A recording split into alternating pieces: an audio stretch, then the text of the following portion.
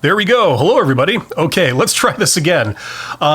So welcome to the chat today. We are going to be talking about a job interview question that stresses a lot of people out. And that question is, how do you handle stress?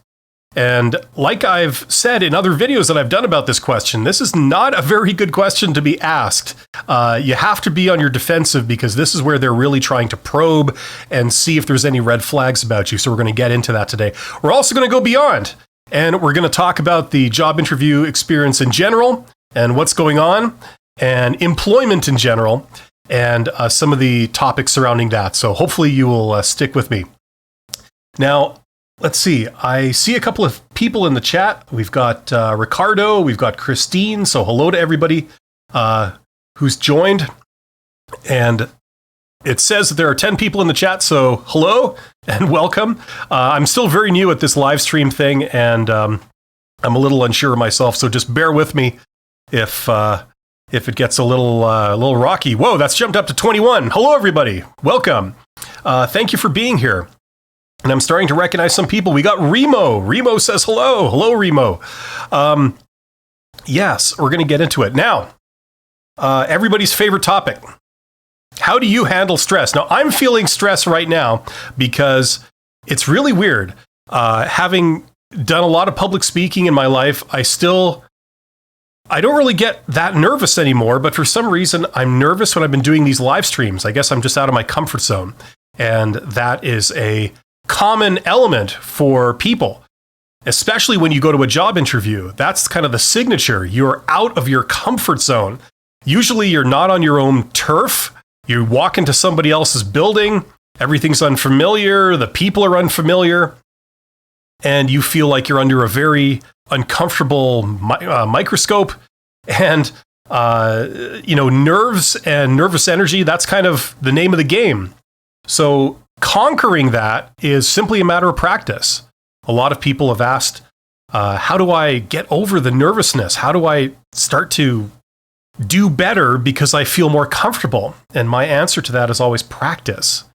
Practice. The more you do, the better you get.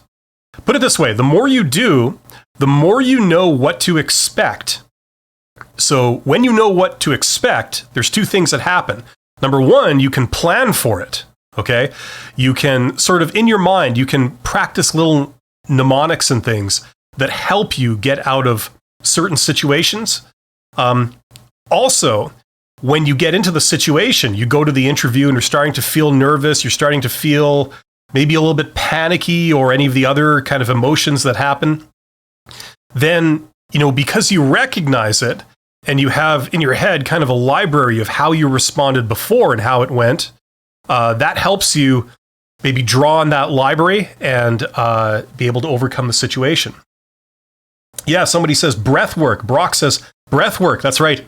I think they've been saying that. I watched a movie the other day where they were in the Victorian era, in the 1800s.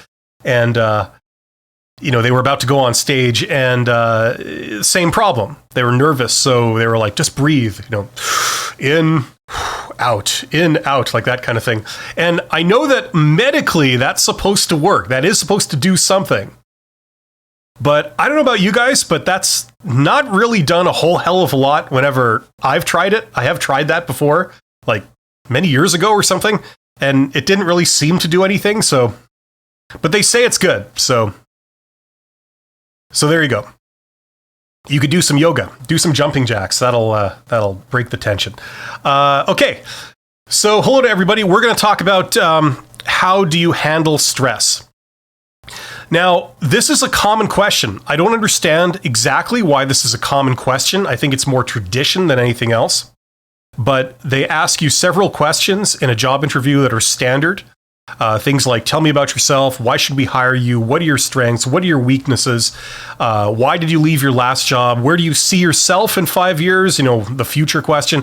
And then this, how do you handle stress? Now, opinions vary on precisely why they're asking this question. Different people have different reasons for asking it.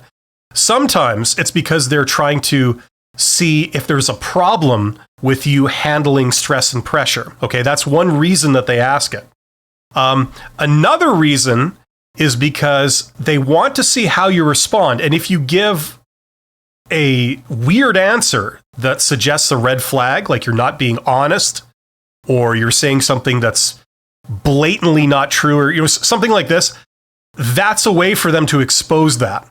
And one way to do that is for someone to say, I don't get stressed. If you were to respond that way, the standard way of thinking among recruiters is that, oh, that's clearly not true. Everybody gets stressed, so you're being dishonest with us. That's how that response is received. Okay, so rule number one, don't say, oh, I never feel stressed, because they won't believe you. Maybe it's true. I mean, I'm not saying it's absolutely impossible. Maybe some people don't get stressed. Maybe if you're a sociopath, you won't get stressed at all. I'm just saying.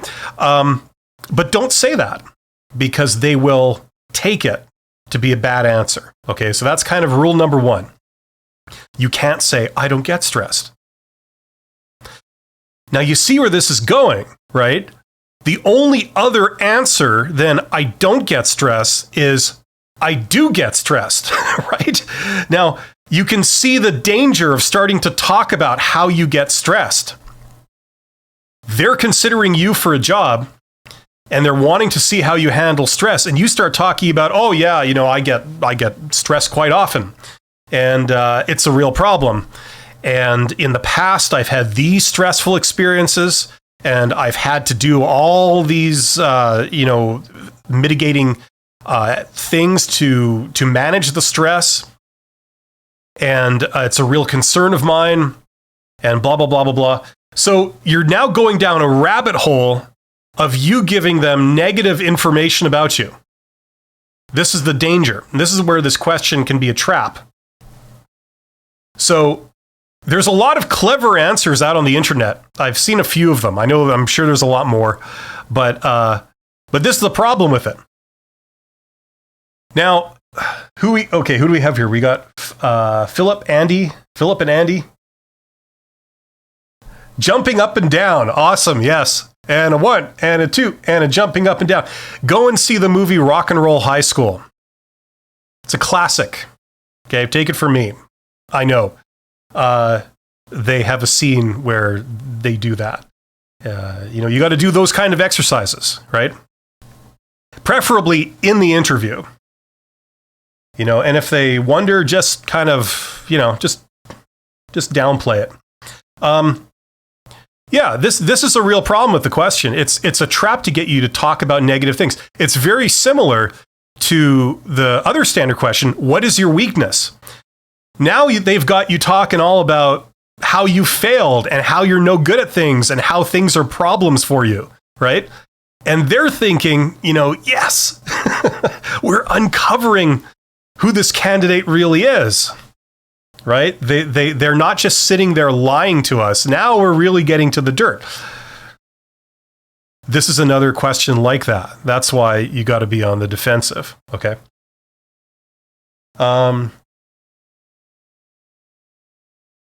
Brock is saying, Winhoff is brilliant stuff. I train leadership development for 20 years. We train leadership to work on breath work.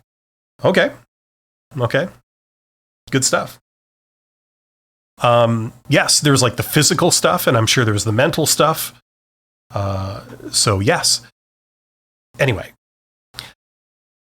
coming back to the whole stress thing, in order to really understand how to handle this question, you have to sort of step back a little and look at what your purpose is in the job interview. Okay. Now, as a lot of you guys know, why are you at the job interview? Well, you're at the job interview to communicate to them that you have all the things they're looking for and you don't have any issues, right? That's what you're there for, right? That sounds very self-evident. It sounds very simple. When you hear that, you go, well, of course, right? But in reality, most people completely lose track of that. For example, if they ask you a question about your past, they look at your resume. You've given them your resume. And a common thing for an interviewer to do when conducting a job interview is to use your resume as the sort of guide for what to ask. Interviewers are under pressure too. They're talking to a stranger and they've got to ask them a bunch of stuff. And the obvious question for them is what to ask. And if they haven't had time to do any real preparation for this particular interview, they fall back on your resume. So they may say, well, what's this thing right here? You know, when you said here, 2 years ago, you were working in this job, you know, and you said you did this. What's all that about? Or they ask you specific questions about it. Next thing you know, you end up talking about something you did 2 years ago at another company that has nothing to do with this job. It has nothing to do with what they're looking for. It has nothing to do with making sure that you don't communicate any issues you might have. All of that just went out the window because you feel a pressure to please them and answer their question. And now they've got you talking about something that's totally irrelevant. It's not selling you at all, and it runs the risk of you giving them red flags about yourself. So it's worse than useless. It's consuming your time. Okay, if you only have a certain number of minutes to talk to them, this is taking those minutes. It's wasting everybody's time, and it's not helping you at all. Okay, so this is the danger. So when I say the purpose of the job interview is for you to tell them how you meet the requirements, talk to them about how you meet all these things that they're looking for. And that's how to do it. Okay, there's a lag between, I got two feeds here, and there's a lag between the two of them. So we got Science Tech Row saying, hello from Romania. I've watched your videos and it helped me. Thank you. Well, great. Thank you. It's good that, and this is what I say to everyone, it's good that you're trying to improve yourself, okay? With working at the problem, you will make progress and eventually you will kick ass, okay? So way to go. Ricardo is here, says, how do I get over the stress or fear of thinking that I'll be fired again? Ooh, that's a good one. Yeah, let's talk about it. This is kind of a loose sort of discussion, and I am going to take questions. And if you have a question, just ask it in the chat. Depending on how many I get, I may not be able to get to you if it's scrolling really fast. But if you do a super chat or a super sticker, I guarantee I will answer it properly. Okay, so that's how to jump to the beginning of the line. Okay, so where is it? Ricardo. So that's a good one. Okay, if you've been fired before, that's usually an experience that marks you. Okay, there's a lot of emotions involved a lot of the time. Not necessarily, depending on the details, but it can be very emotional. It can be very traumatic. Okay, and you have some kind of version of PTSD, post-traumatic stress disorder. Now, I'm not a psychologist, but but this is real. Okay, you know, once bitten, twice shy kind of thing. Now. So you're asking, how do I get over the stress or fear of thinking that you'll be fired again?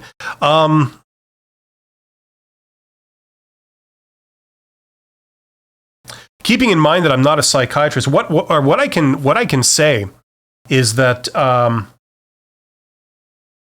generally speaking in business, if you want to improve morale and relations, the answer in one word for like every situation is communication.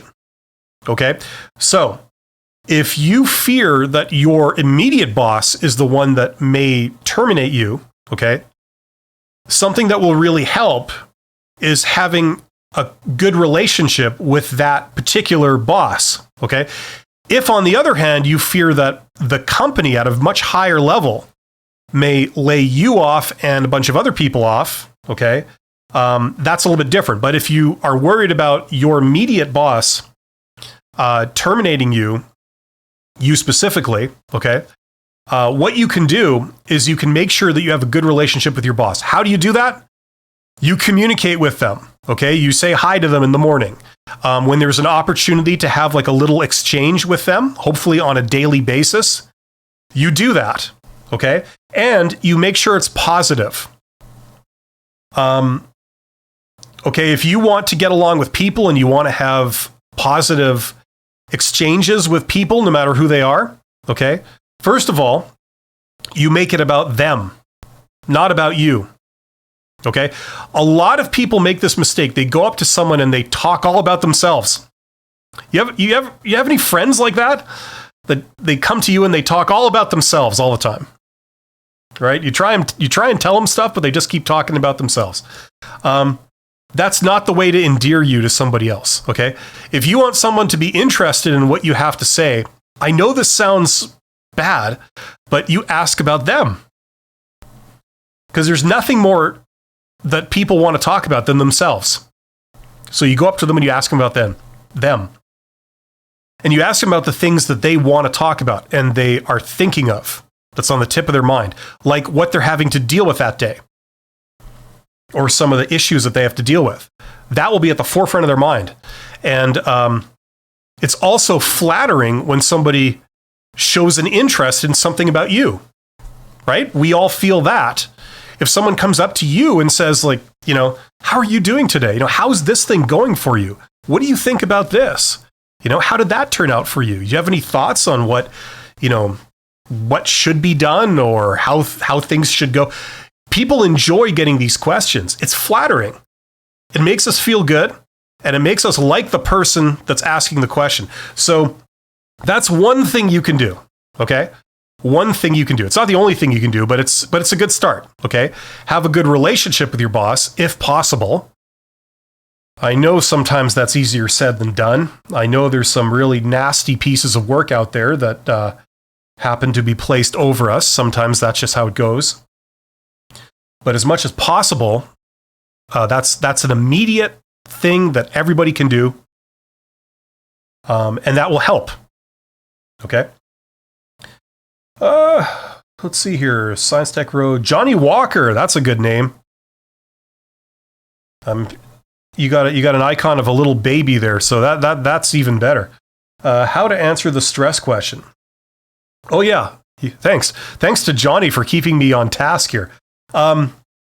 Okay, so anyway, coming back to the stress question, we've established that it's a bad question to be asked.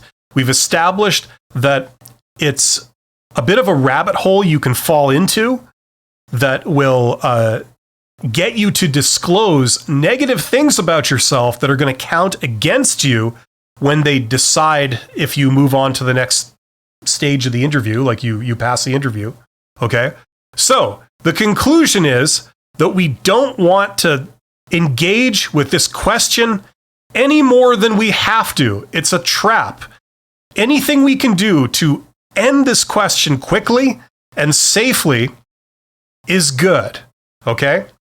So, to skip to the end, what I recommend, and this kind of sounds a bit weird, but just bear with me, what I've recommended is when you get asked this question, how do you handle stress? You say, I actually handle stress very well. And then you shut up and you let them move to the next question. You're not going to take the bait. You're not going to go down that rabbit hole. If you feel really awkward and you feel like you must say something else, the standard line that I always use is, well, everyone feels a certain amount of stress, but for me, it's never really been a problem in the past. And then you shut up and you let them move on. Okay?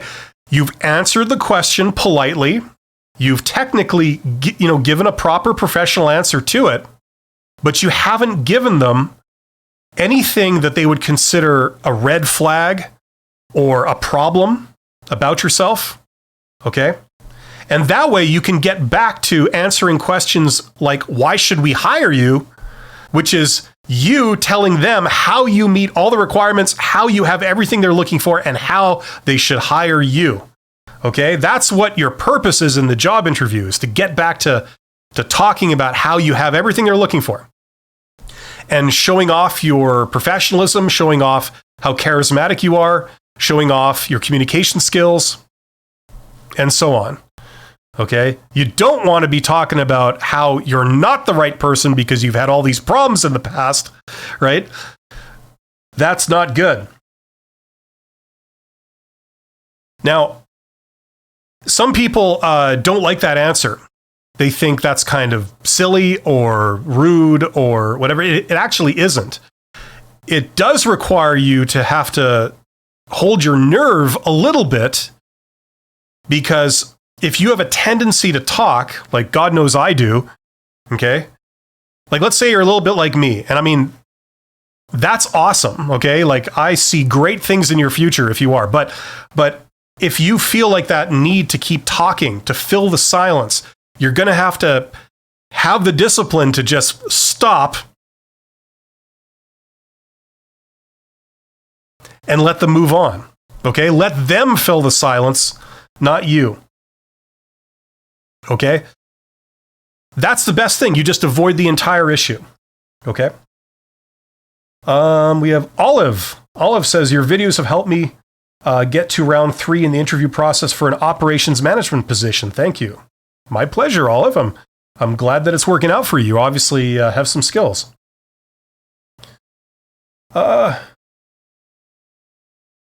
Someone says, you rock.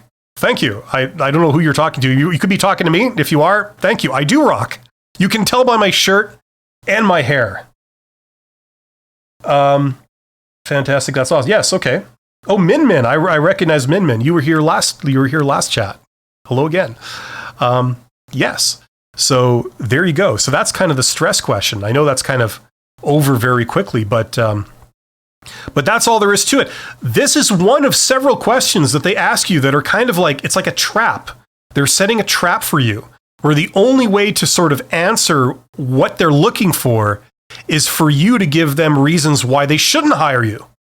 You know, like, tell me the last time you had an argument with your boss, right? If they ask you a question like that, tell me about your biggest failure. Tell me about a time that, you attempted to do something at a previous job and it failed spectacularly. Like, how do you answer these types of questions? You know, like, these are questions that they're deliberately setting a trap for you. And the problem is, if you say, oh, I've never failed, or something like that, you just sidestep it. That's a fail also, because they know that that's not true. They believe, they're starting with the assumption that everybody's failed. Everybody has bad qualities. Everybody has had personal conflicts with somebody. If they say, when was the last time you had a disagreement with your boss over something? And you say, well, I've never disagreed with my boss. That might sound like a good answer, but it's actually not. It's like they just have decided that that's not true. Okay? So this is the problem. This is the problem that we're all facing. Okay? And they're going to ask a few of those questions. Okay? Now, I've set up the questions, how to answer them. Okay, here's a couple guidelines. Number 1, never say anything bad about anybody in a job interview. Not your previous boss, not your previous coworkers, not your previous employers, okay? Nobody. I know that's totally artificial, okay? And they can really bait you if you've had some bad experiences in the past with like a boss or something. I mean, let's face it, a lot of bosses are bad. I'll be the first to admit this. When I started out, I'm sure I was a pretty bad boss, but I learned.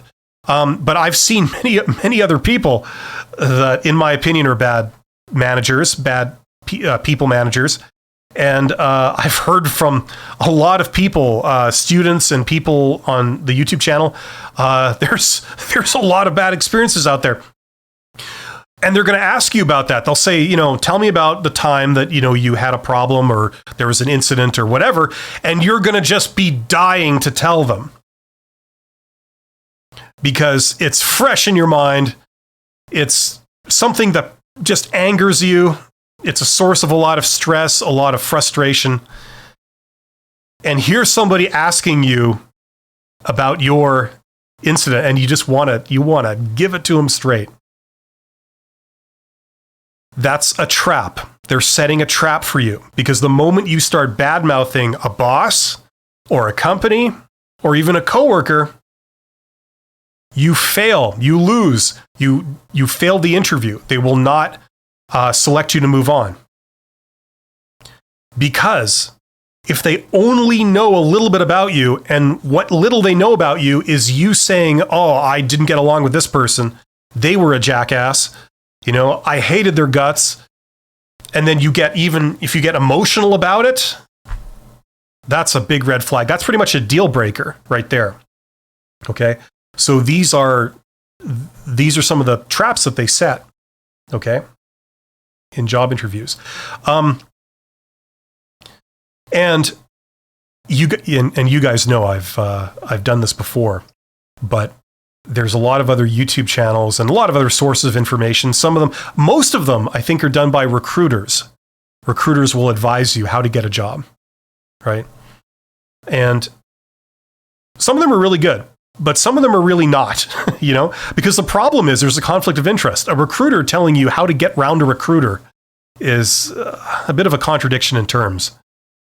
And a common theme that seems to go out there is that recruiters will tell you, just be honest. And they'll use all kinds of logical reasoning. They'll say, well, if you get the job, you want it to be for the right reasons, right? There's no point in getting a job if you've sort of gotten it on false pretenses and it turns out the job probably won't work anyway. What's the point of doing that? So be honest in the job interview. Now, let's be clear. I'm not saying you should lie and be disingenuous. What I'm saying is that you have to be diplomatic.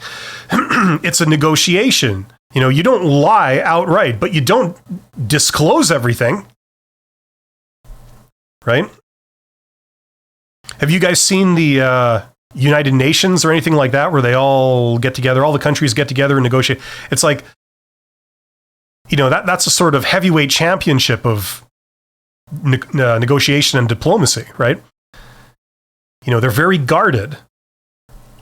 They say certain things, they disclose certain things, but not others, right?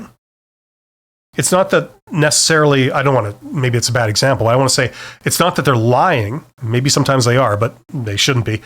It's that they just don't disclose everything. You don't show your hand, like in poker. You don't show your hand to your opponent. You keep that to yourself. You keep that guarded. Okay? But when when you have to put down your cards, you don't lie. You put down your cards, right? You just don't. You don't reveal everything. So that's kind of the name of the game. So you got to really be careful of what you say in a job interview because, and I've said this a lot, a job interview is an extremely artificial exchange. It's completely artificial. They're trying to get to know you without putting in any of the time necessary to get to know you. And so in order to make it work, they're relying on stereotypes, assumptions, heuristics, okay, things like this. And because they're relying on that stuff, it's not a natural exchange. You can't keep it real. Okay? And that's why they ask these artificial questions, to get you to reveal things about you that you don't realize you're revealing. What do we have here? Okay, we've got Joy. Joy retracted her message. I've had an interviewer ask me, tell me how you've handled stress. Give me an example. Okay, now that is a different question because that's a behavioral interview question. As soon as they ask for an example, now we're in the realm of behavioral interview questions. Okay? And for those of you who don't know, a behavioral interview question, that's where you have to answer with a story. The most common is when they say, tell me about a time, and then fill in the blank. Okay? Now, there's a whole thing, that's a whole other question, there's a whole other way of doing it. Since you asked, I'll give you a very compact version of the answer here. The bottom line is that you have to, the thing about behavioral interview questions is they could ask you literally anything under the sun. Tell me about a time you went to your boss and asked for permission to do something, but they didn't give you permission, but then you got them to change your mind by showing your abilities. Go. Right? Not so easy when you're put on the spot and you got like 4 strangers staring at you and you're in an unfamiliar kind of place and you're nervous, right? not that hard to think up an example from your past when you've done that.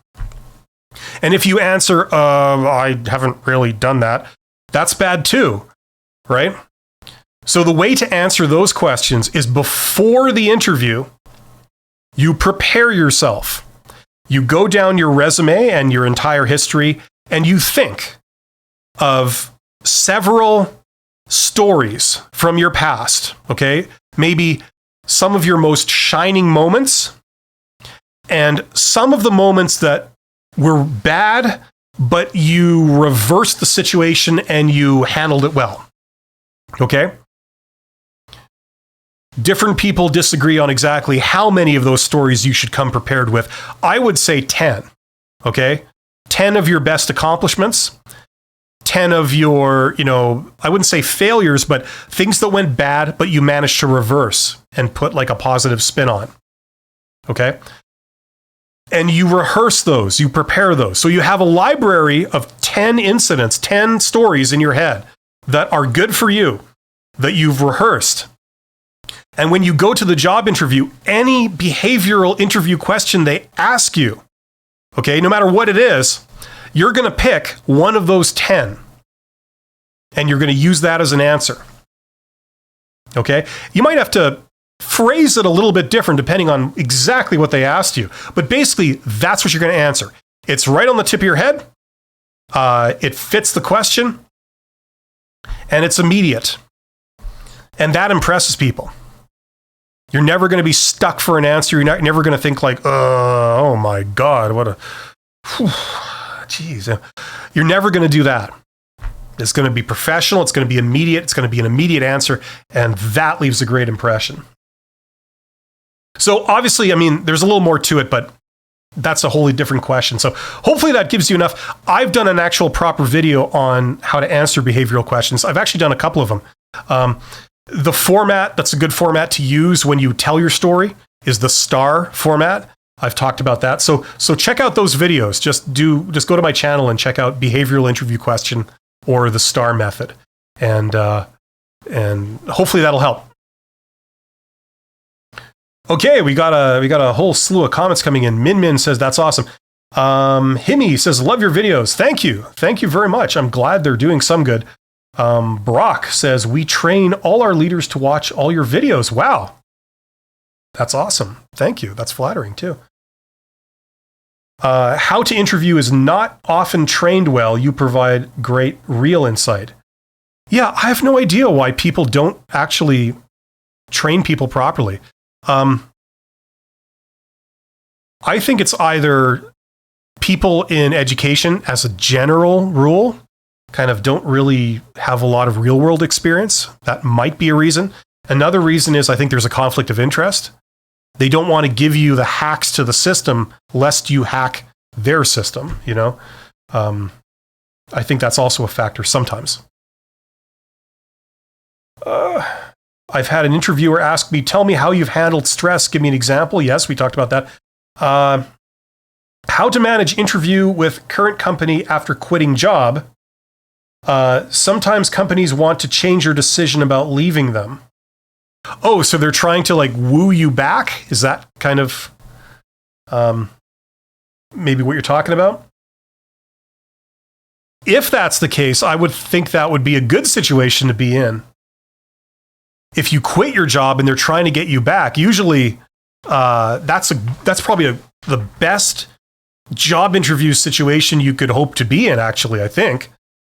Right? Because they obviously want you and they know you, and it might center around discussions about salary or working conditions, schedules, things like that.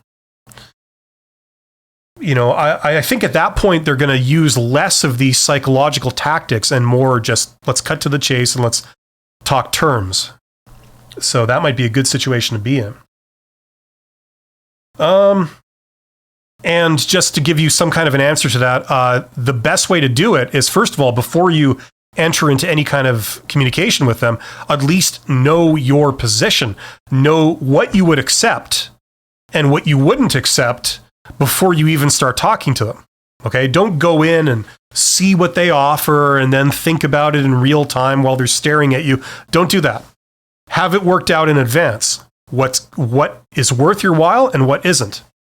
And then when you go in, you can give an immediate yes or an immediate no. And they can't persuade you to accept something that's actually not that good for you. Okay, that's kind of the key to these things. Teresa says, thanks, you really grabbed the hard questions. Everyone is really thinking and need to be on the alert for instantly. Yeah, well, I mean, they employ a lot of sort of psychology 101 type tactics in job interviews. And usually it's done by older people interviewing younger people. And younger people, all things being equal, are at a disadvantage because they don't know what to expect a lot of times.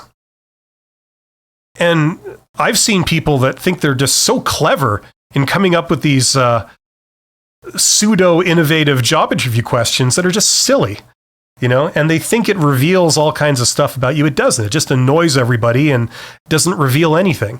It's a cover a lot of times for interviewers not knowing how to assess someone.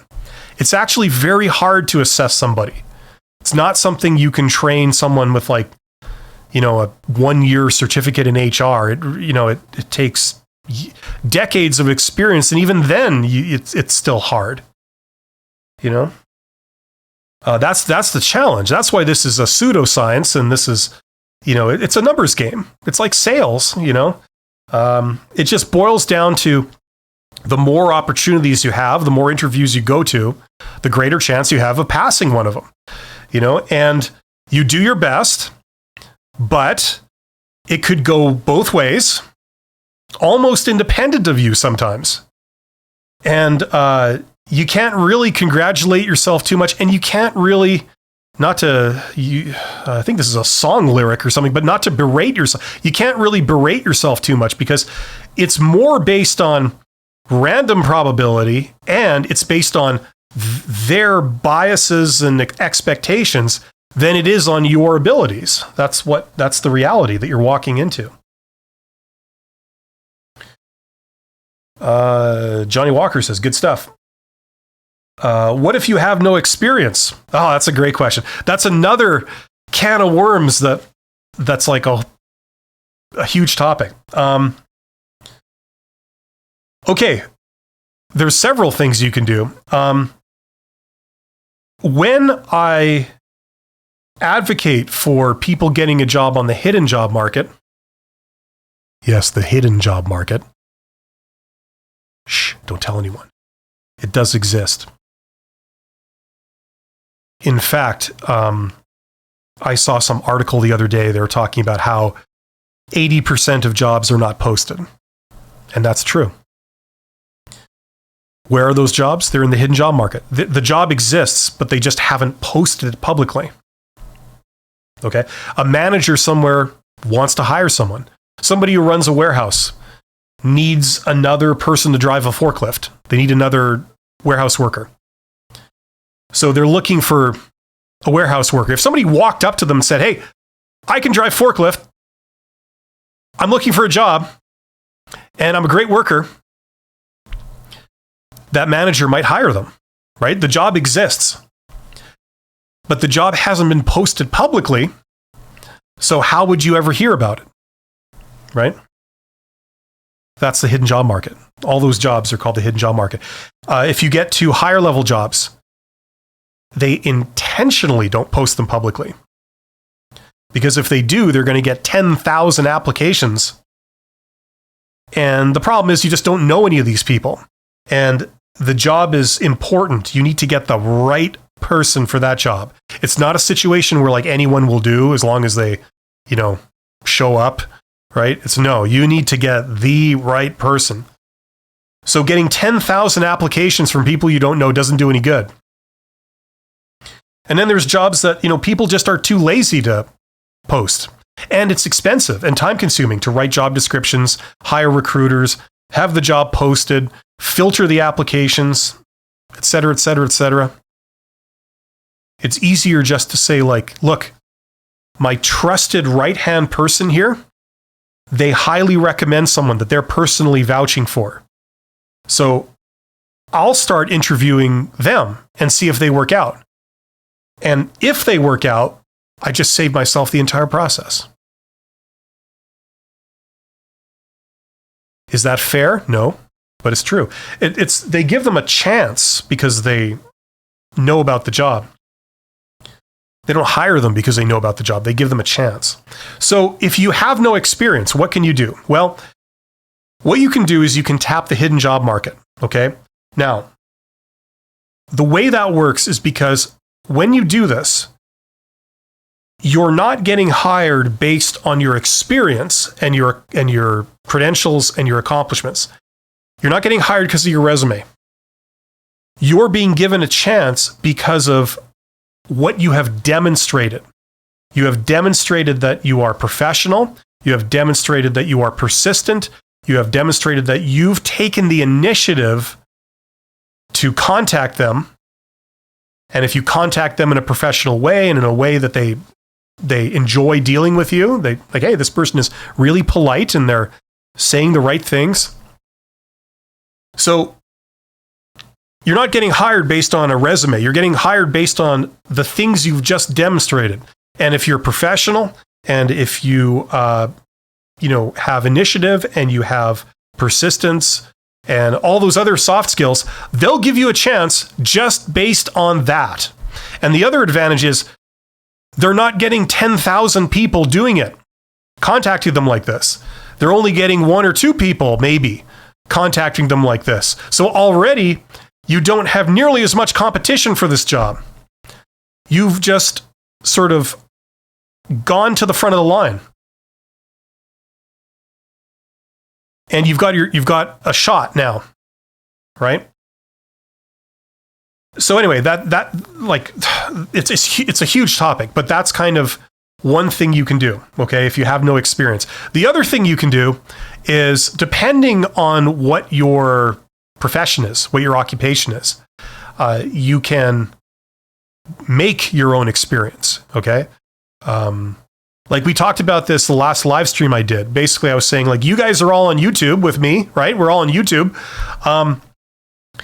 Somebody asked a question. I think they had a background in law or something and said, I don't have any experience. How can I get experience? I said, well, look, if all else fails, what you can do is you could start a YouTube channel and talk about law. So at least you've done something and you put that on your resume. And if you present yourself professionally and you show off your knowledge of law and you're starting to help other students study for it or something, that helps. And that's something you can say, I've done this. I've done it on my own initiative. I've had some modest success, for something that I did, and I pulled it off and I'm getting results.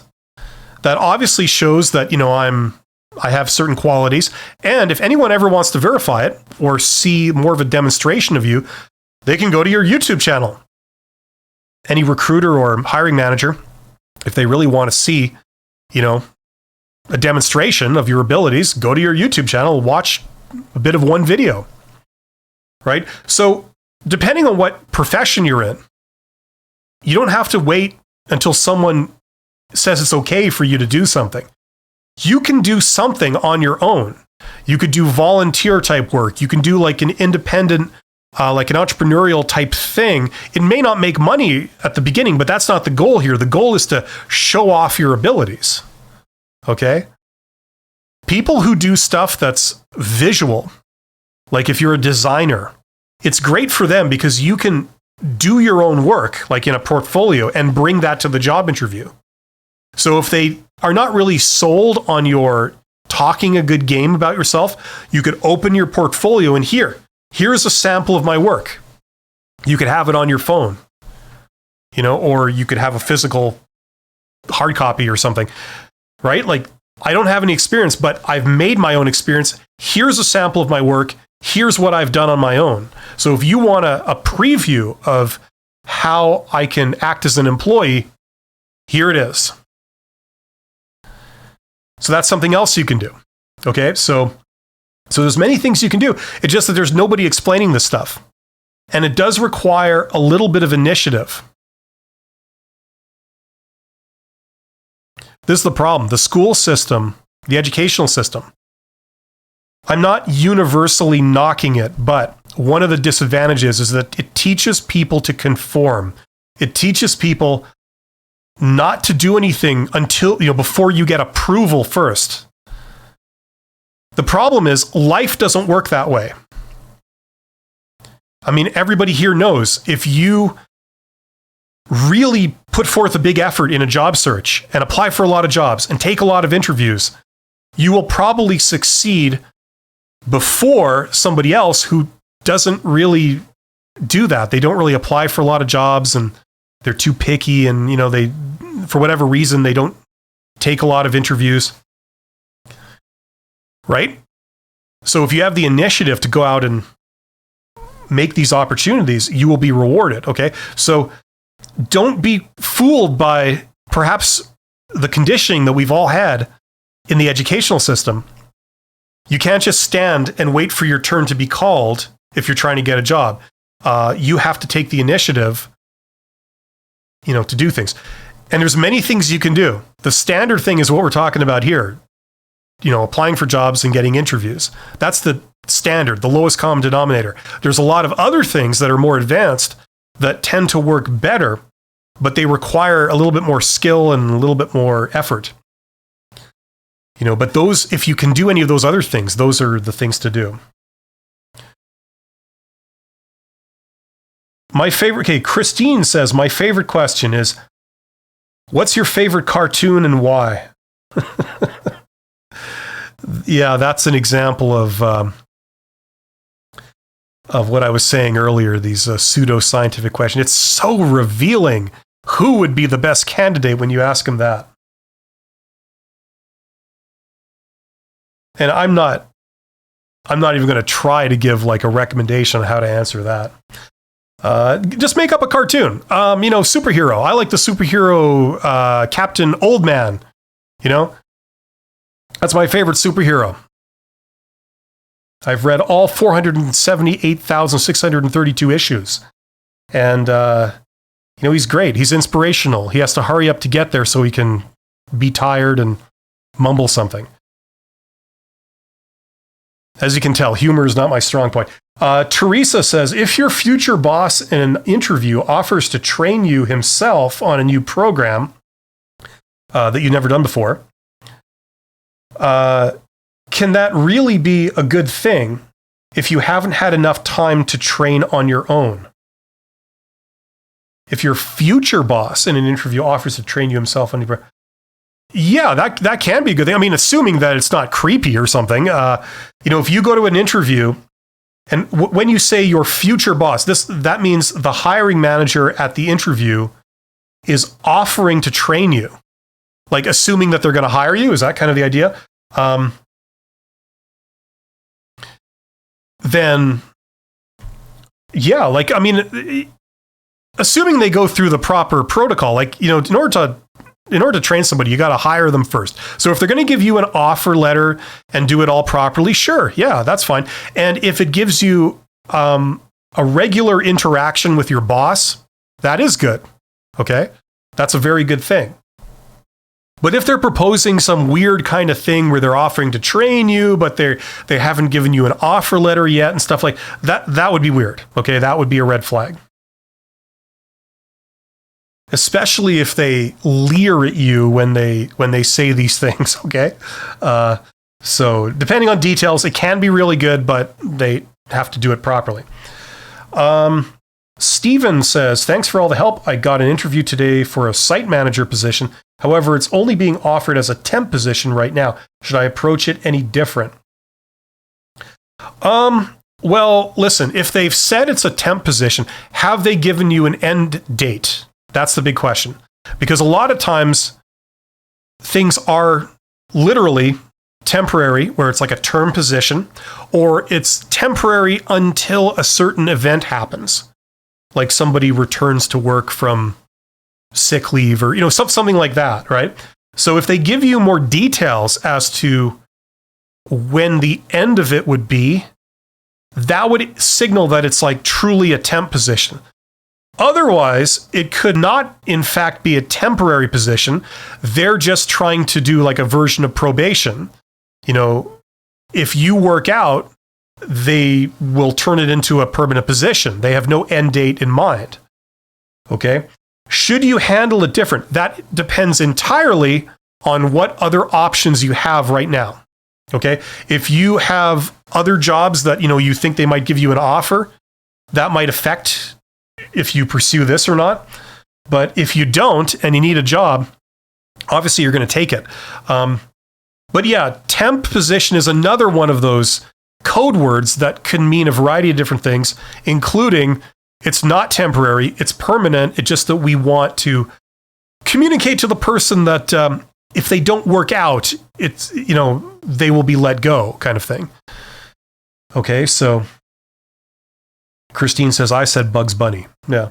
Well, that's kind of isn't that one of the sort of most cliched cartoons? Like, I think Mickey Mouse, right, would be the at least for me, the most well-known cartoon. You got to say something totally off the wall, you know, Rick and Morty. I don't know.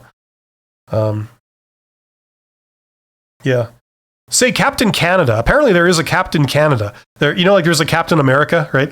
Well, I learned 10 years ago that there was actually a Captain Canada. He rushes there in a flash to apologize. I don't know. Yeah. So there you go. I've reached the end of the comments there. So if you have a question, just type it. If not, that's okay. I don't judge anyone. You know, some people just are content to sit back and enjoy the brilliance that is me. That's okay. Nothing to be ashamed of. And who could blame you, really? You know, it's the first step towards greatness. I'm just kidding. Okay. Now, I had an article that I wanted to put up in a sort of split screen that had some stats on employment. And I wanted to go down that because some of these are surprising to a lot of people. For example, that fact about like 80% of jobs are actually not posted. You know, so you don't have to take my word for it. You can go and research this stuff independently if you don't believe me. I know a lot of people, especially young people, they don't believe me when I say this stuff. You know, there's a disconnect between what you expect the world to be like and the way the world actually is. And they don't help with that when you go to school sometimes. I know a lot of people have been told a lot of weird things about how to get a job, and they come out of school and then they realize that none of that stuff really holds up. If you've had an experience like that, share that in the comments. Yeah. But I was going to do that, but of course, I failed to bookmark it, to add it to my favorites, so I can't find it. I'll see if I can get that for the next live stream I do. By the way, if anybody has a preference of the time that I live stream, if you intend to check out one of these ever again, let me know, because I did one on Sunday, I did one in the middle of the night, I'm doing this one on Wednesday. So if anyone has a recommendation, just let me know. Something else that I wanted to talk about that I haven't really done any videos on is how to dress for an interview. Has anyone ever wondered that? I know I got a few questions about that. How to dress for an interview, because a lot of people have asked me. The thing I would recommend is there's basically two principles at play, and depending who you ask, they'll answer with either one or the other, and sometimes they contradict, okay? The first principle is that you should always dress up. You know, so if you are at a certain level, like say you're a worker or you're a supervisor, dress the way the person one level higher would. So if you're a worker, you would dress like a supervisor. If you're a supervisor, you would dress like a manager, and so on.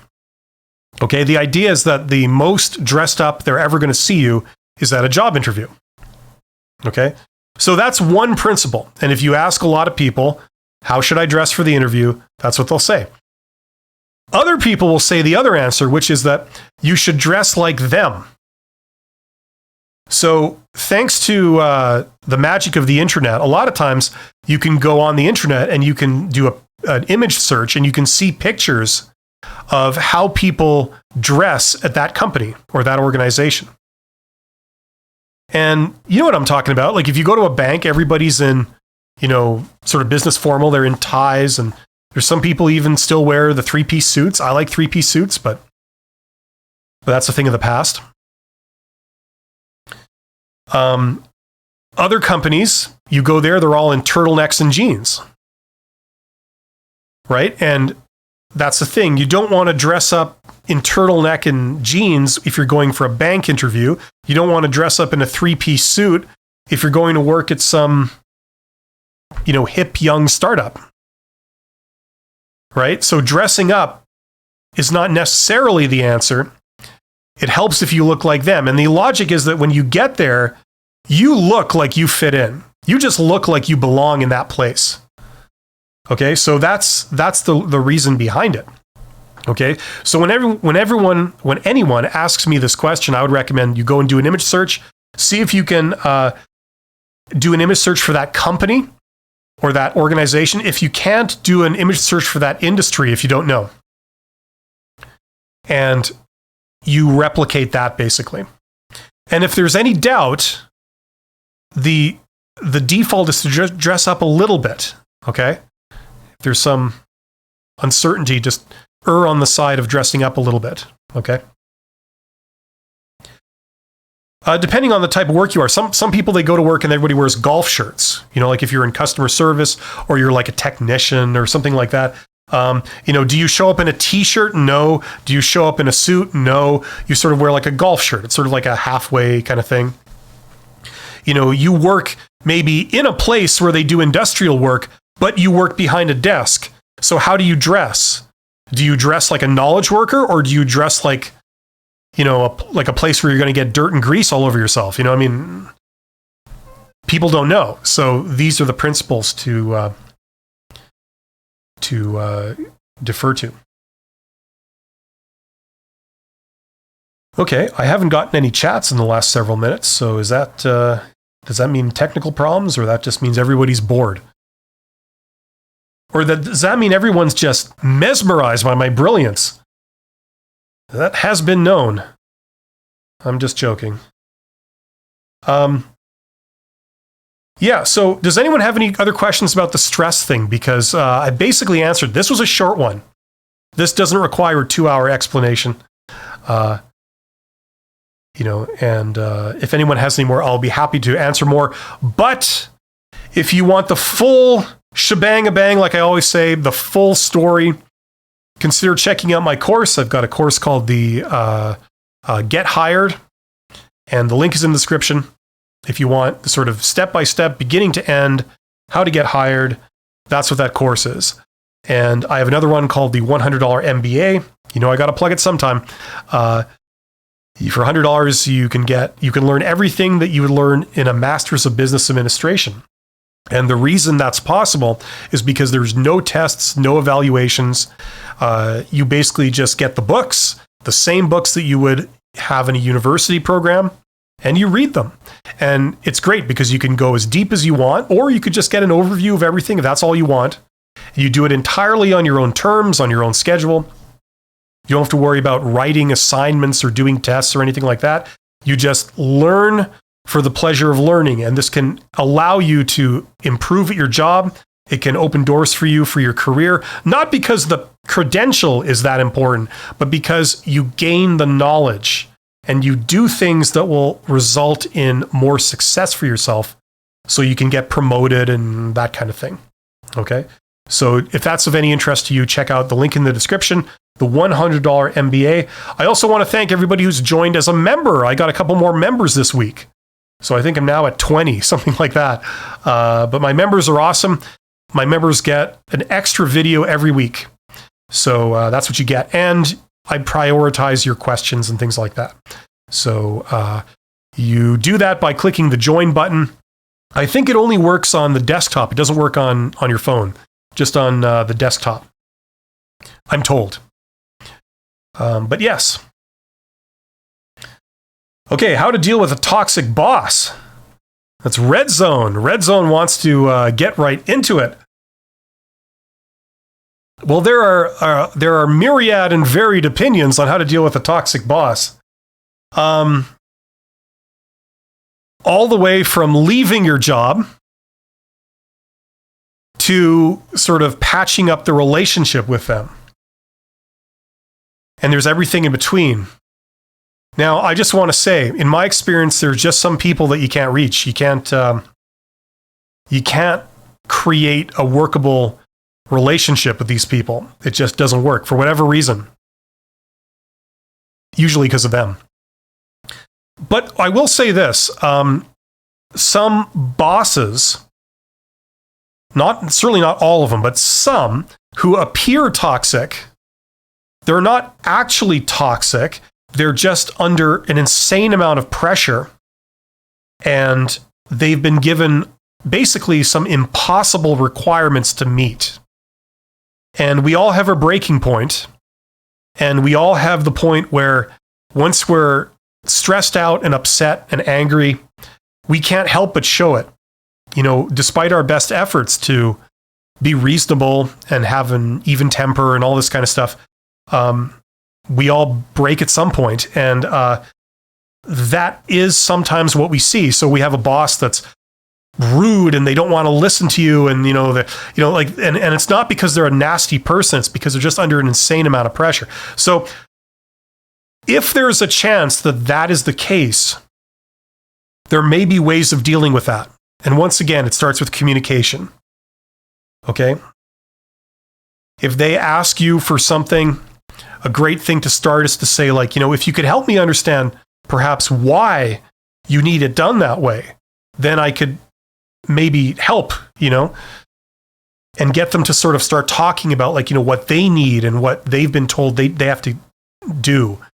And then it might make more sense. And then not only do you understand each other, but it might actually help you in doing the job so that it pleases everybody. It pleases your boss and it pleases you at the same time. It may be possible to salvage the situation by doing stuff like that, by trying to communicate with your boss, being super polite, going and talking to them and say, if you could help me understand why you need this, so then I could give you what you wanted and the way you want it. That's the reason I'm here. It can start with that. And then once they see that you're actually trying to help them, if they're a reasonable person deep down inside, that can help.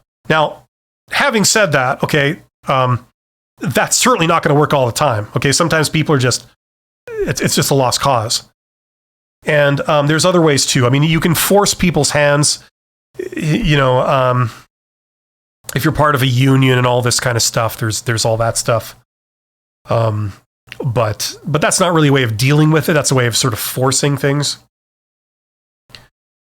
The bottom line is that true toxic bosses, they just drive good employees away. That's the bottom line. And another thing to do is that if you're under that situation, is you channel your frustration and your energy because of your toxic boss into a job search for looking for another job. And that way you feel that something positive comes about. It gives you the incentive, the impetus to actually try and jump into a situation that might be a lot better. Okay, so that's another way to deal with it. I mean, there's many different ways of dealing with it. The third way, of course, is just to send some people around their house, lickety split. Teach them the right and wrong of treating you that way at work, I mean, don't get me wrong, that would be very satisfying. And in some places that has been known. But no, nothing I would recommend. No. Christine says, resumes have changed. How do you quantify your experience? How do you quantify your experience? Usually by years, right? Like that's kind of the standard measure of experience for a recruiter. Right? For recruiters, they see everything in terms of years of experience. So you would say, I have 2 years experience this, 5 years experience doing this, etc. Right? That's how you quantify it. Johnny Red Bear. Okay. Johnny Downspout says, how can I tell if I am just too weak and have to get used to new working environment versus the environment just being too rough for not enough money? Okay, that's a great question.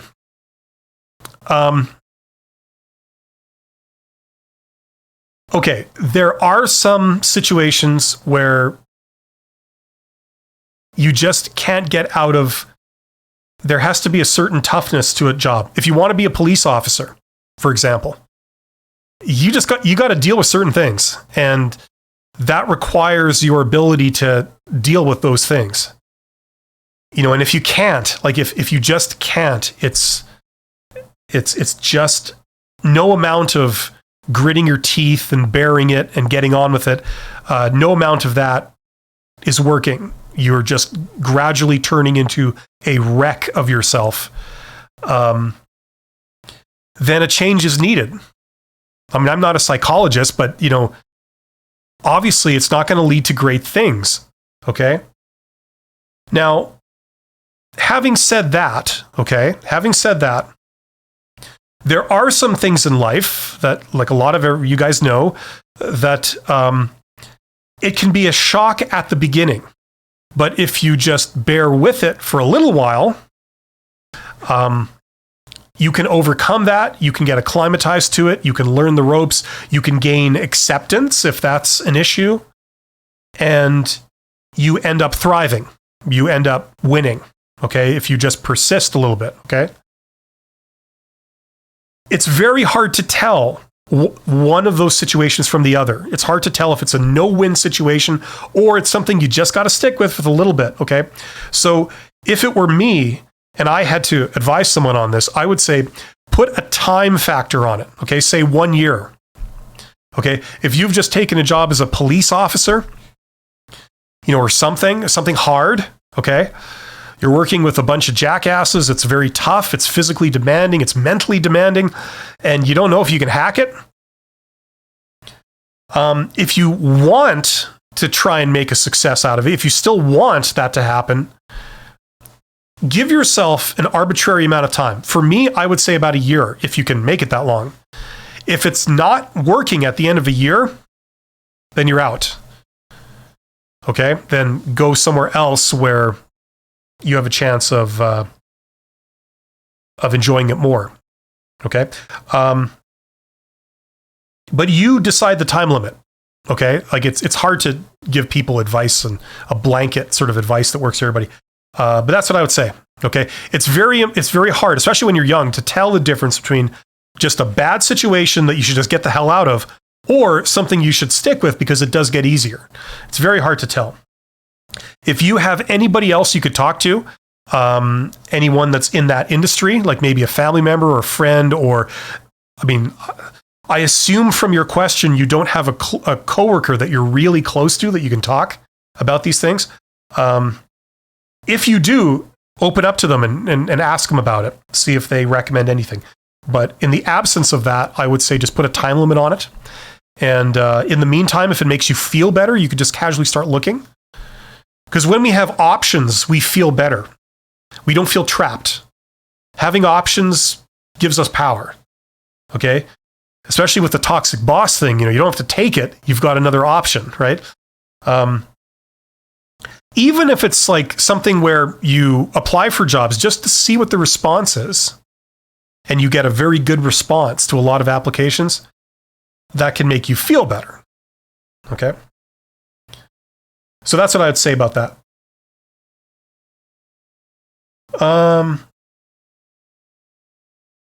Hi, you are... Oh, I'm super cute. Oh, I'm totally cute. This is the face that's going to be on People magazine. And I love your energy. I'm a team lead and watch your videos to apply certain ways of strategizing and treating my people better. Plenty of room to grow and be a better lead. Yeah, if you learn how to manage people, like people management skills and people skills, those last you literally till the end of your life. They improve not only your professional life, your personal life, they apply to every job you will ever work. And they also help you know yourself too. So I'd recommend for people that are younger, that are starting out, learn people skills. They are the most important thing in a job interview for a start. That's what the job interview is about. They're looking for your people skills. They already have your resume. They know you've got this education. They know you've had this experience. They already know that. They want to see how you're like as a person. Would they want to work with you? Do you make people want to work with you? Are you easy to deal with? These are the big questions on their mind. That's what the job interview is really about. So yeah, that's good. If you're trying to improve your people skills, that's really good. Like if you're a team lead, it's all about that. It's all about communicating, both ways. Information to the team, information from the team, and sort of orchestrating and organizing everything, right? It's all dealing with people. See, my problem was that I got a degree in engineering, and engineers are not people as a general rule. And you just assume that, you just order people around and they'll do what they're told, and that's it. And they'll do it instantly and they'll understand immediately. And it doesn't work like that. The first clue should probably have been how engineers are like some of the most awkward people in the world to deal with. What about looking for a job after maternity leave? That's a good question. The great thing about maternity leave is that they can't, like in the majority of countries around the world, they can't discriminate against you for maternity leave. If you have a work gap on your resume, a lot of times they're going to be asking you a lot of tough questions about that work gap, because the assumption is that, well, if nobody wants to hire you, maybe there's something wrong with you and we should not hire you either. That's what they're thinking, right? But with maternity leave, make sure that you disclose it's maternity leave. If it were me, I would put that on my resume. And I guarantee you that if ever I have a baby, I will put that on my resume. Because you want that front and center. You don't want them to make any assumptions about a work gap if it was for maternity leave. Okay, other than that, it's like I think everything else is pretty much the same. You apply the same way, you do the interviews the same way.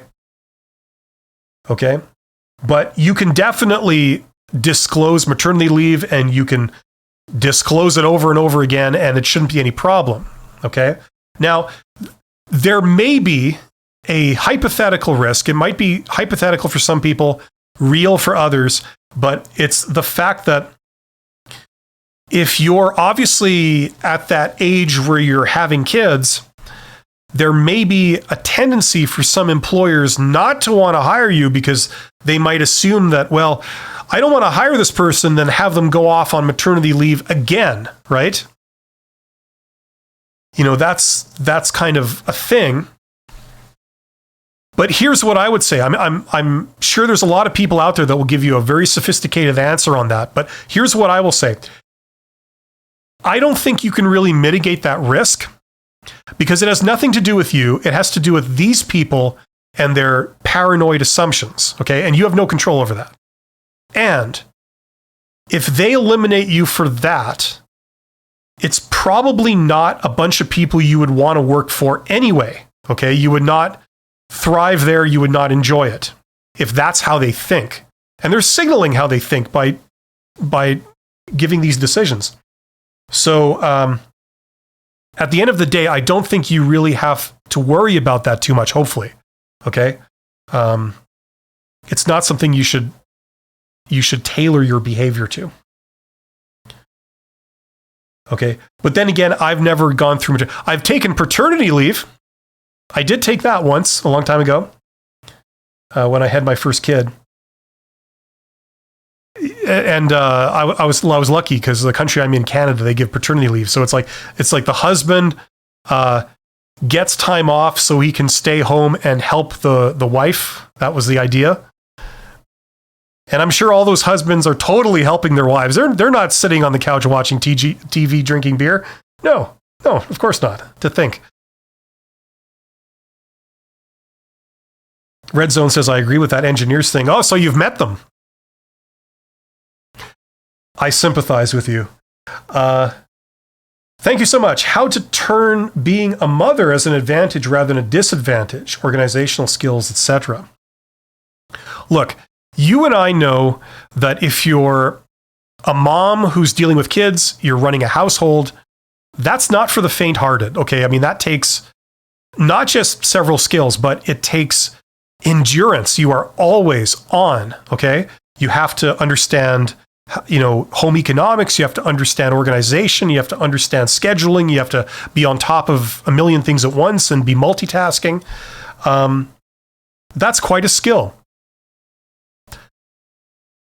And I'm not just paying lip service. I mean this. The problem is that some employers respect that and others don't. And that's like anything else. You're going to be up against people with all kinds of opinions, and some of them are just completely out to lunch. So some of them will respect that and see the value in it. Some of them won't. All you can do is just keep applying like everyone else until you chance upon an organization that sees your value. Okay? Now, that being said, I wouldn't lead with the fact that you're a mom. Preferably you have work experience and you have professional experience that you can use to back up your claims of having abilities and skills and all this, right? But as an aside, if somebody asks you a question about, can you multitask or can you handle this or that, you could say look, I mean, I'm a mom and I'm a mom of X many kids. I've had years of doing that day in, day out, 24/7. Let me assure you that is not going to be a concern. So just as an aside, it's not your main selling point, but it definitely can be a backup to you demonstrating that you have certain abilities. Much more than the husband who sits on the couch drinking beer, helping the wife. Yeah. People keep retracting their messages. I know, it's because you made a typo, right? Yes, we want to make sure that our spelling is impeccable at all times. On the internet, you just won't be able to live down that kind of shame. And people will start talking. Joshua says, is the STAR method the best method for interview questions? What are some of your other recommendations on methods to use for interviewing? Well, I mean, that's a very general question. It's like saying how to do a job interview. How do you answer? The STAR method is a good method to answer behavioral questions. So if you have to tell a story as an answer, that's a good way to do it. Okay? STAR stands for situation, task, action, result. So if you got to tell a story, they say, tell me about a time where, I don't know, when you disagreed with your boss. Tell me about a time when you broke up a fist fight at your work. Just some random question. You say, okay, and then you break into the STAR method. So situation, it was 2 years ago, I was working in this position at this company, and a fight broke out in front of me. Task, as the safety officer, it was my job to diffuse the situation. I was also trained in first aid, and I don't know, I spent 12 years on SWAT team. Action, here's what I did. Censored. I got to get a bleep button. This is what I did to break up the fight. And then result, it resulted in nobody was injured. Okay. These two people received counseling. They went back to work. Or they let them go. I don't know. But it was a favorable result. Everything worked out. So situation, task, action, result. So that's the way you could tell that story in 30 seconds or 45 seconds without having it take 10 minutes in a long stream of consciousness thing. Okay? So the STAR method is just a way to tell a story in a very compact way that people don't get bored during the middle of it. People don't understand what's going on. Okay, and you include all those parts. That's all it is. So whenever they ask you a question about, you have to tell a story. Have you ever been, I don't know, Have you ever encountered violence in the workplace? How did it go, or something like that? Like, you have to answer with a story from your past. That's the method you use. Now, I don't know if it's the best. I don't know what other methods there are out there. I'm sure there's a whole bunch, but it's certainly a very good one, and it's one of the oldest ones, and it's the one that is like the most famous. Everyone knows it. So, it's perfectly adequate. But good question. I know people talk about it a lot on the internet, that STAR method. It's like this big thing. It's just a minor tool to answer a certain type of question. The other variant that I know of is the STAR L method. At the end, you tack on L for learning. So after you broke up the fight and, everybody went back to work, favorable result, what did you learn? I learned that, violence can break out at any moment, and, you always have to be prepared for it. There you go.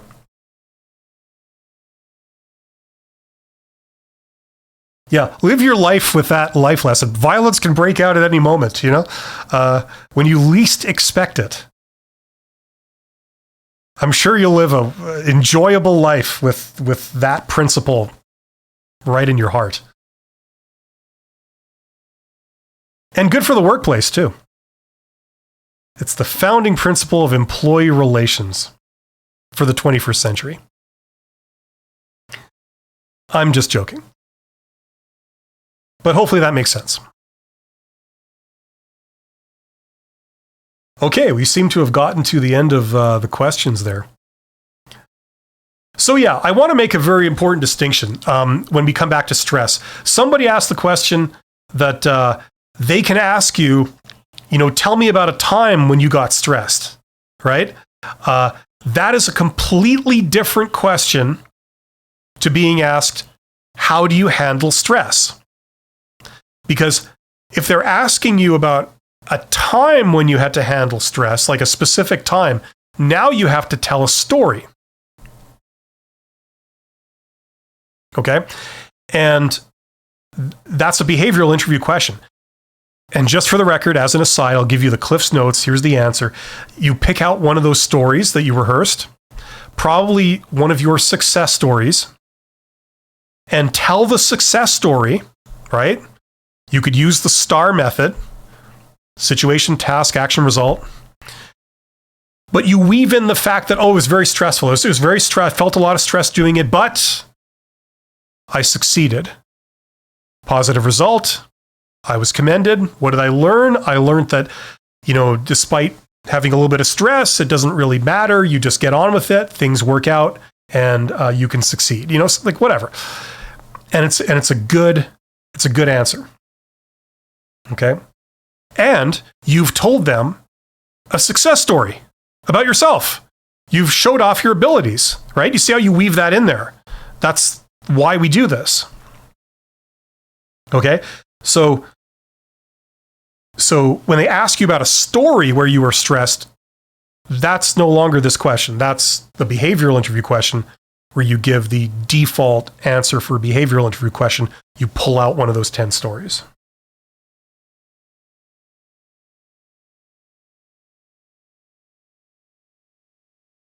Okay, would you be able to share a story about a time you handled a situation where one of your employees did not want to comply with tasks, and how you resolved it, and what did you learn?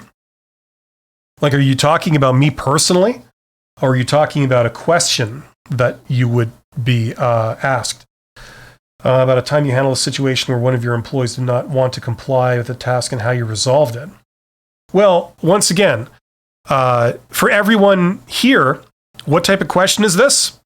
This is a behavioral interview question. They're asking about a story, right? So you go and give one of those 10 stories. Now, if you're asking me personally, I got a ton of those. I got probably on one end of the spectrum, I have an employee who, when I was a supervisor many years ago, and I was supervising technicians, and I said, okay, you go do this. Your job is to do that. Come and tell me when it's done, kind of thing. And they disappeared for the entire shift, like 8 hours. And they went and curled up in a corner and had a sleep for 8 hours. And I said, what the hell? Like, you didn't come back, and I didn't know where you were. And they said, yeah, I fell asleep. So where I was working, there's, they have like this very rigid process for the disciplinary action. So I went down that. I've had like that thing about the fist fight. I've had a fist fights break out where I worked. And had to deal with it. I've had like all kinds of stuff. I don't want to get into like personal stories about individual people, but yeah, I've had like probably anything you can imagine. So yeah.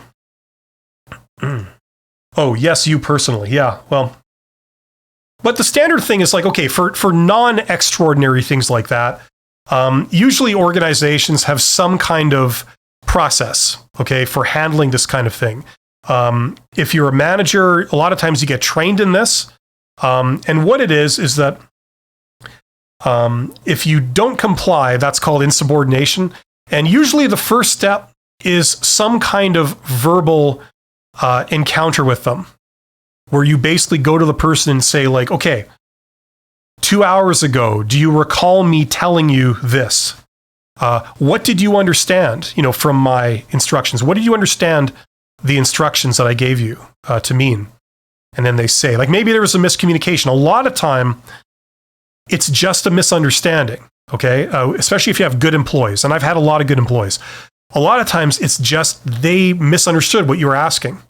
And so they didn't do it because they didn't realize that you didn't want that, okay? So you approach them in a very positive way and basically ask them to repeat the instruction. And then if they get the instruction right, ask them if they understood it. What did you understand? And then if it's an issue where like it can go off in various ways. Like they might not comply because they thought it was against the rules or something, or they just don't want to do it because it doesn't make sense. Maybe I'm unaware of some fact that would render my instructions nonsensical. Like if you've already finished your work and I say to you, okay, you need to finish your work by, in 4 hours, they'd be like, what? I just finished it. That doesn't make any sense. Okay. But if you go down all that stuff and you get to the point where it's actual insubordination, where they refuse to follow a rule or obey an instruction, the biggest one throughout my career was I've worked in industrial environments. So the biggest one was people not wearing personal protective equipment. So safety glasses, hard hat, fall protection harnesses, things like this. People know the rules, but they don't feel like following them because it's inconvenient. They take shortcuts. And that was the biggest one for me probably over the years. And I've had, usually it's benign, but it can escalate into something where you have to do formal disciplinary meetings. And you have to call them into the office and sit down with them with an HR person and like give them sort of in writing, like here on this day at this time, I told you this, you went and did this other thing.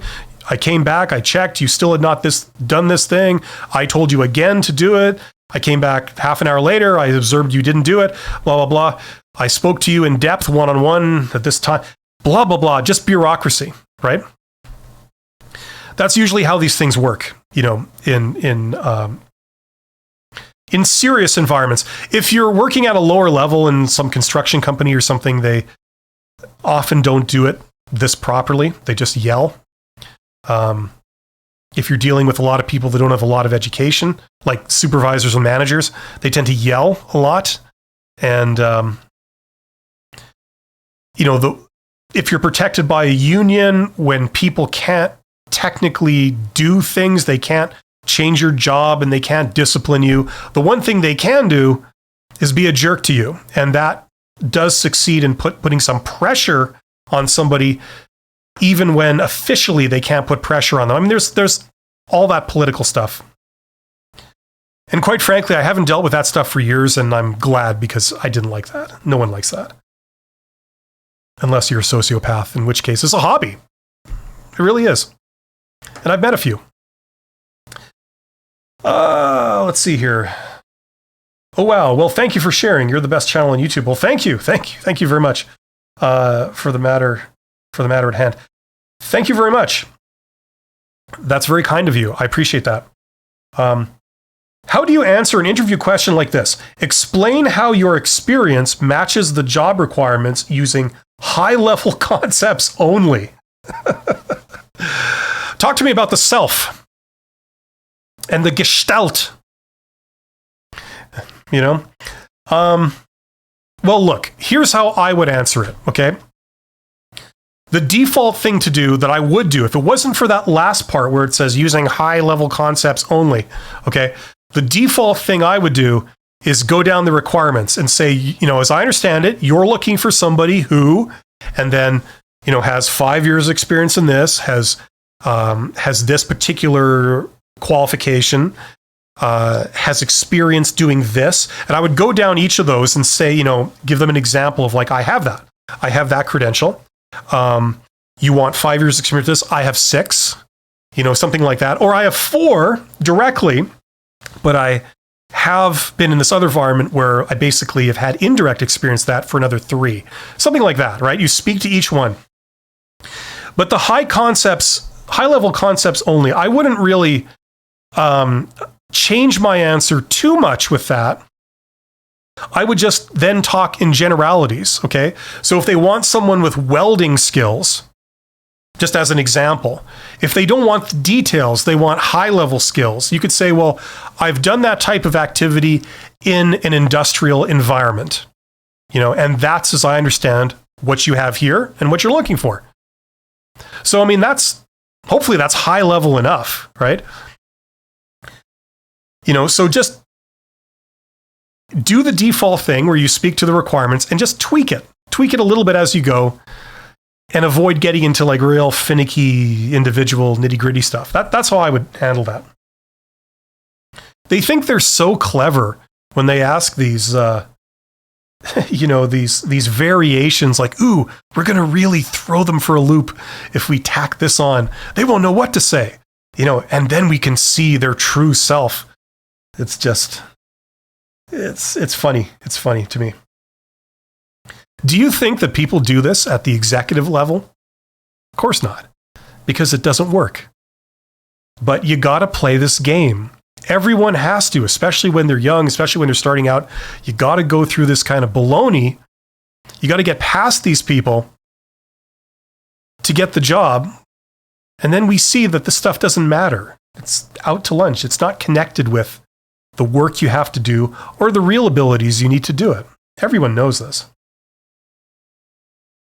So if a little part of you dies each time you have to answer these kind of questions with these answers, you're not alone.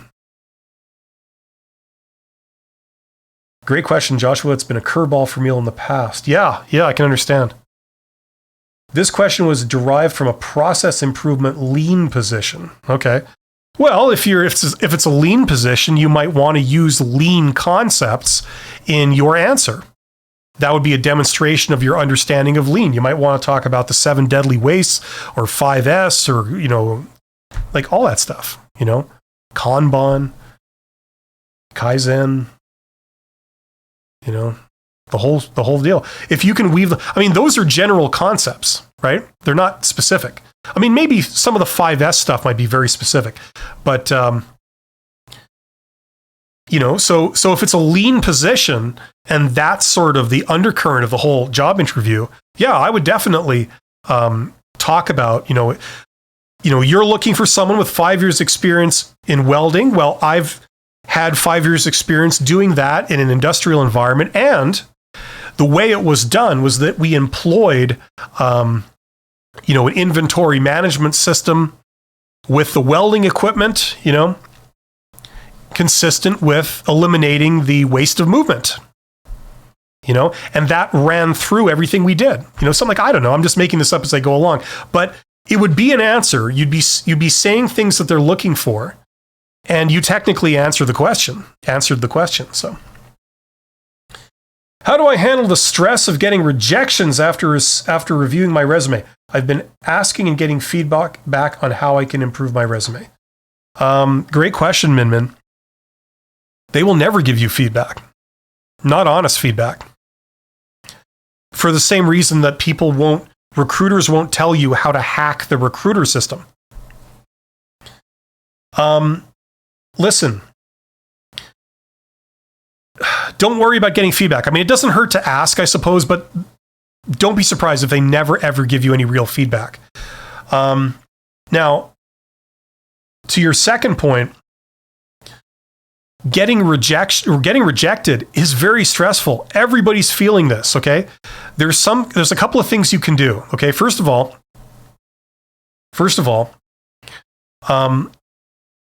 as you do more of this, you learn what situations tend to work out and which tend not to, okay? So for example, if you're applying for jobs on a certain website and you've applied for 1,000 of them and you've not been called in for a single interview, okay? If you've been applying for jobs on a different website and you've applied for a couple hundred of them and you've gotten 5 interviews, well, maybe you can eliminate all the job applications for that first website because none of them are paying off, right? Now, listen, you've got to go into these things with the attitude that, first of all, like I keep saying, it's a numbers game. A big part of it is the big variable that determines whether you get hired is the interviewer, okay? It's their assumptions, their value system, their beliefs. That's what determines whether they select you or not. You have no control of that. You have no control whatsoever, okay?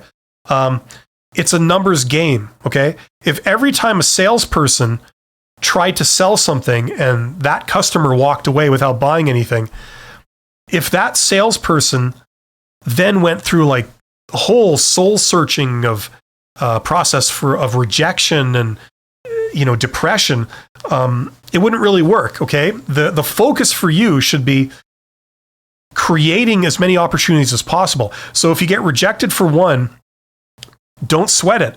Think about the next thing you're going to do. It's a numbers game. Your goal is to get as many opportunities as possible, okay? And whether you get them or not, you could look at it as a matter of luck, okay? It's just a matter of luck. It's like rolling the dice over and over and over again. The more throws you have, the more chances you will have of getting hired, okay? So remember, the outcome, for all intent and purposes, is a matter of luck.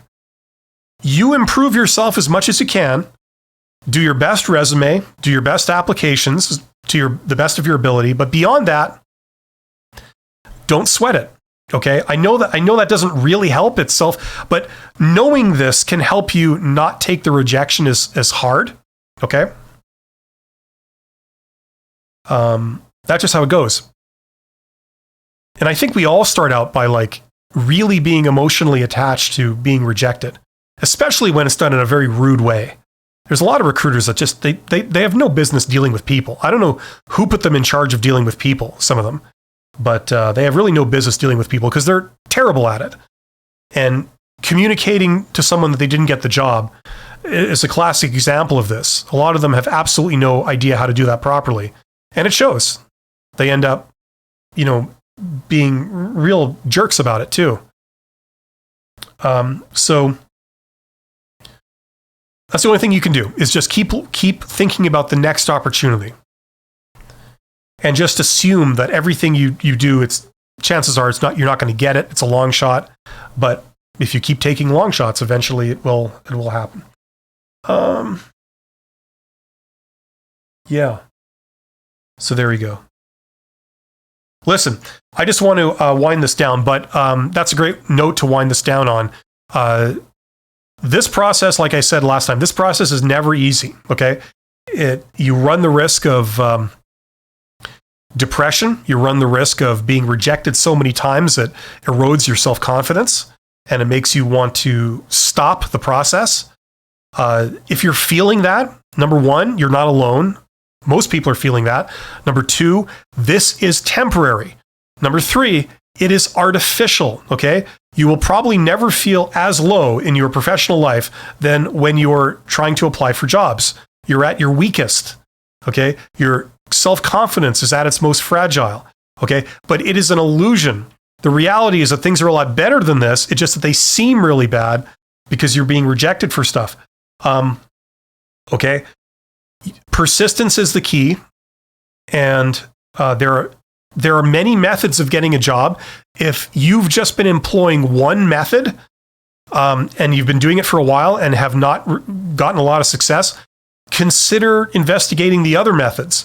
A good job search campaign is like what do you call it? Multi-armed, multi-branched. You're going to be doing several things at once. You're going to be replying to job ads. You're going to be tapping the hidden job market. You're going to be looking for growth opportunities. There's like several. I've done videos on all of these. So do your own research. Check out some alternate techniques. Because you never know which technique is going to pay off for you. And, don't worry, you're not alone, and you do have value. Everybody here, you do have a lot of value. Just because some jackass recruiter rejects you doesn't mean that you don't have value. The other thing is that I'm being a little unfair to recruiters. They can only select one person for a job, and if 20 people apply and they're all really good, you still have to say no to 19 of them, and that's probably what's happening to you. Okay? So it's just a matter of throwing the dice a few more times, and you will be the one that's selected. It has nothing to do with you. It simply has to do with random probability and the particular mental processes of those particular recruiters that you encounter. Okay? So take heart. This is something that people overcome all the time. It will get better. And that's what I want to say about that. I'll just look at these last couple of comments that have just been sent in, and then that'll be it. So Christine says, thank you for your time and experience. Thank you, Christine. Thank you for being here. Yeshua says, I think also not to expect too much would be a concept of it, but you can do your very best to comply to all job interview questions. Just keep on going. Yes, and practice makes perfect. If there's one thing that you can do to help yourself, it's to be likable in a job interview. Be friendly, be likable, even in the face of like people being rude and unprofessional, because a lot of times that's what they are.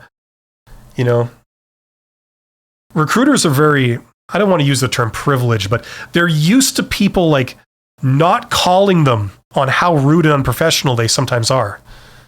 So they think that they're not, and it goes to their head. I'm sorry, but I have to ask, what is a lean position, customer-related positions? Lean is a school of thought in the world of business. It's some techniques of how to do things efficiently. It originated in Japan after World War II. It was an American thing that they brought to Japan after World War II. The Japanese took it, innovated it, created it, and then brought it back to the United States and the whole world. It's basically how Toyota runs their company. That's allowed them to go from nothing to be the number one car maker in the entire world. So that's what lean is. I'd like to do a video on that sometime where we could talk about it. Your best thank you and your guidance and recommendations. Thank you, MR. So thank you very much, everybody here. You guys are awesome. Don't forget to check out my channel. Consider checking out my courses if that's what you're into. You could join if that's what you're into. Hit the join button. Get extra videos. And thank you so much for being here. You guys are all awesome. It's flattering that you all showed up. I hope this was somewhat useful. And I hope to do more of these. I'll be back, I think, next week with at least one of these. So hope to see you then. Thanks so much. Take care. Best of luck. And don't sweat it. It's going to work out for everybody on a job search. It's just a matter of time. Take care. Thank you.